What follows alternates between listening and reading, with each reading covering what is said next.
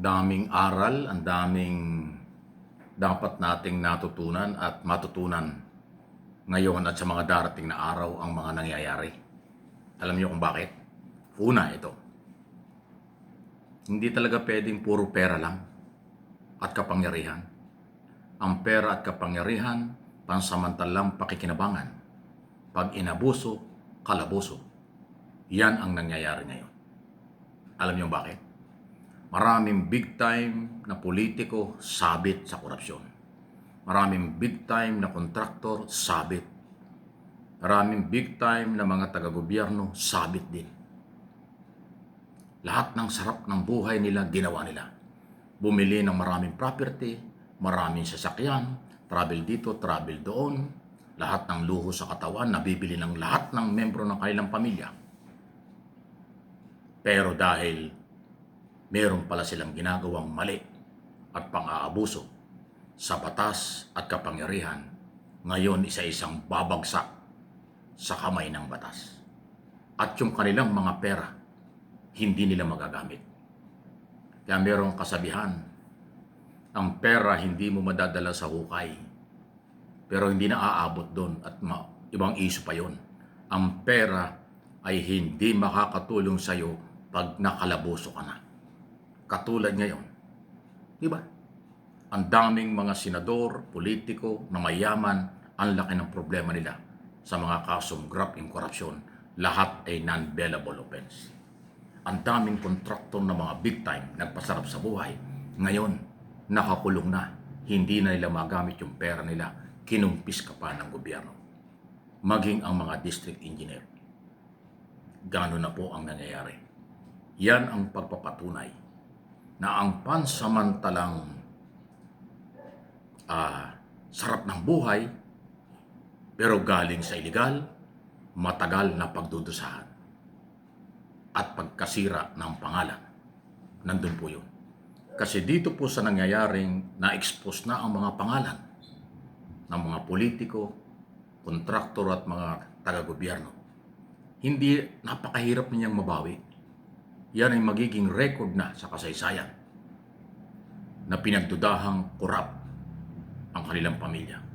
Ano man ngayon ang kanilang style ng pamumuhay, malalaking bahay, magagandang sasakyan, maraming meron sa kanila kumpara sa iba. Lahat yan pinagdududahan ng mga kaibigan, ng kapitbahay at mga nakakakilala na galing sa nakaw. Ganon pong katindi. Maliban na lang kung manhid na, garapal na, o sanay sa korupsyon, sanay sa kaso, baliwala na yan. Pero ang isa pang aral dito, ang pang-aabuso kailanman hindi pwedeng gawin dahil malaki ang pananagutan niyan. Ang pagpapayaman at nakaw na yaman galing sa kabanang bayan, hindi pwedeng pagmalaki dahil pag nagkabukuhan, yan din ang magpapalubog sa kanila at sa inyo. Katulad ngayon, nagsauli na yung mga district engineer ng kanilang ninakaw, may kaso pa rin, sira ang pamilya. Mga kontraktor na umiiyak na dahil kahiyan ang inabot nila, kinumpis ka ang pera at mga sakyan at bahay, wala na rin nangyari sa kanila. Mga politiko susunod yan. Kahit anong pagtatago ng politiko, dahil merong political will, merong rule of law na policy ang Marcos administration, lahat sila mawawasak. Ngayon lang nangyari ito during Marcos administration. Sa nakaraang mga administrasyon, hindi nangyari ito. Lalo na dun sa Duterte administration, wala ni isang ipinakulong na korap. Wala ring inimbestigahan, pero inamin ni Duterte talamak ang ghost project sa DPWH. Walang nangyari. Talamak ang mga sugal, drugs at iba pa nung panahong yon. Wala rin nangyari. Ngayon sa ilalim ng Marcos administration, batas ang pinairal. Maraming nangyari. Under investigation, yung iba nakakulong, yung iba ikukulong na, susunod na. Pero yung kanilang kayamanan, hindi nila nagamit para pagtakpan ng kanilang sarili.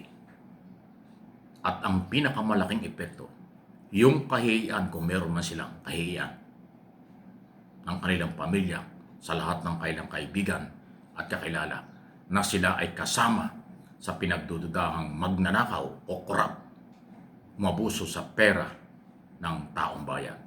Hindi 1,000,000, hindi 100,000,000, bilyon-bilyon hanggang trilyon ang pinag-uusapan dito.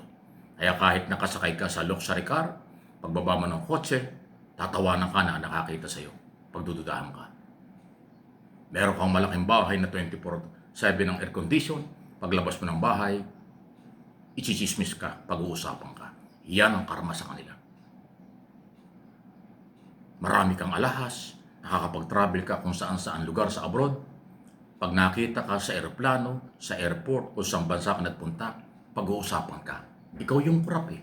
Yan yung kurap. Yan yung pamilyang kurap. Yan yung magnanakaw. Ganyan ang dating. Hindi yan nagagamot.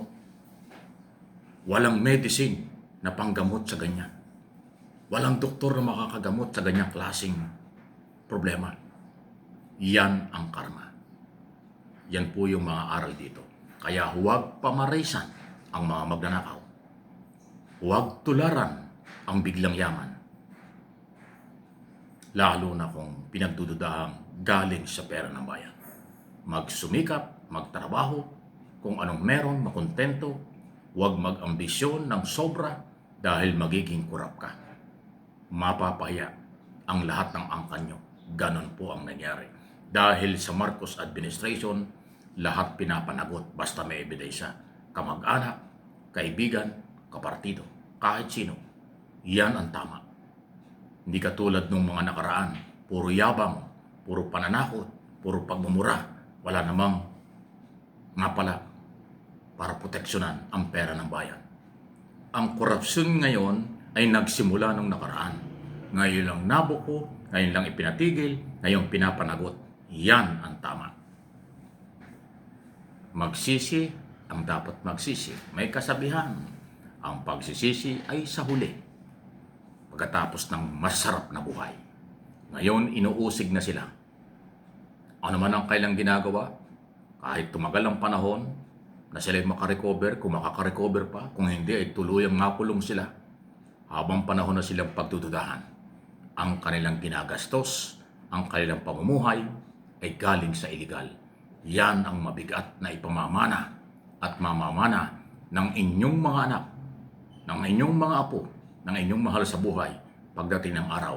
Dahil kayong mga magulang, anak, kapatid, o kung sino mang membro ng pamilyang sangkot sa pagnanakaw ng pera ng bayan, habang buhay niyong dadalahin ang kasamaan, pag-uusig, pagsisisi, pero wala nang mangyayari.